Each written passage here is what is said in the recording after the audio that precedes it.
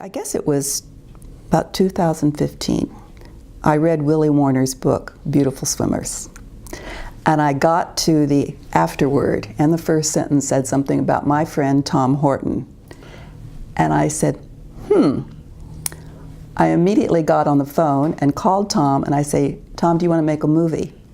It's been 40 years since Willie Warner's book, and I think it would be a great thing to do. And of course, Tom knew Willie Warner. Tom knows the Bay better than just about anyone. And he said, that'd be fine if my friend Dave Harp can join us. So we became a trio. We have Tom Horton, who is the writer, who has been writing about the Bay for some 35 years. We have Dave, who's been his partner in crime for about that long and taking the pictures. And they call me the glue.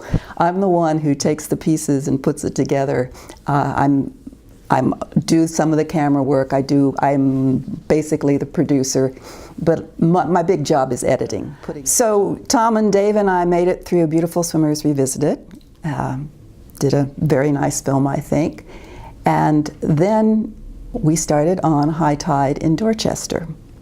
The concept for that came from Dave this time. He and Tom were out kayaking on the Conga River, and Tom just offhandedly said, you know, this is about where I used to play baseball, softball as a boy. And Dave said, right here? You know, we're 200 feet from shore, are you sure? And Tom said, yes. So Dave immediately, as the person with the eye, saw Tom standing there with a baseball glove in the Conga River, and that became the nugget that turned into High Tide in Dorchester. Smith Island, now we switch over to Tom's idea. Tom lived on Smith Island a long time ago in the 80s for 3 years, working on a book and working for the Chesapeake Bay Foundation, I believe. And 3 years is a long time. He made many, many friends, made probably some enemies too, but out of that came a book, and two of the stars of that book, Mary Ada and Dwight Marshall, are the stars of our new film. Their families have been on the island since 1608, and they've seen their own kids leave the island for other opportunities. And now they're at a juncture where they're thinking, is it time for us to go to the mainland? The island population has shrunk dramatically. There are no babies being born there. There are no young people. There's one school left in one of the towns. It's a wonderful place, but the island and the population and the island itself is shrinking. Yeah. There's not much left for people to do there. Tom makes a good point that it is sad and it is inevitable, but at the same time, some of the things that are being done, like they put some new jetties on Smith Island, they're doing some work in Dorchester County through Blackwater, that we can buy some time, we can buy a couple of generations. So it's not all doom and gloom. There is still time for people to enjoy these places, for people who live there to continue out their lives there, and for the rest of us just to visit and enjoy them. Yeah. Our new film on Smith Island, An Island Out of Time, will premiere. It'll be the world premiere on October the 13th at the Maritime Museum as part of the Chesapeake Film Festival. Very excited about that. We have a whole day of environmental films at the museum on the 13th. But the film festival this year, it has something for everybody.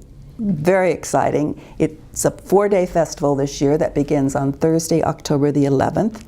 And it starts out with a fantastic film by a young man who was a former student of mine at American University, who has roots here on the Eastern Shore. His name is Harrison Atlas. But he has this wonderful film called New Chefs on the Block, and it is about two young restaurateurs, however you say that word, who start from nothing, from concept, and he lucked out in a way because one of the people that he followed in Washington, D.C. ended up being chosen as Bon Appetit's new restaurant of the year in America. We've coupled that with an event. We are having 7 of the local chefs who are contributing to a reception before the showing of this film. Okay. It's going to be a fun night on October the 11th. Nothing like And food. at my event on Saturday night, because we are featuring Mary Ada Marshall, who is the one who helped make the Smith Island cake the state dessert. So Mary Ada will be there serving her Smith Island cake and her very famous crab cakes that they serve at the Drum Point store on Smith Island. That's her recipe.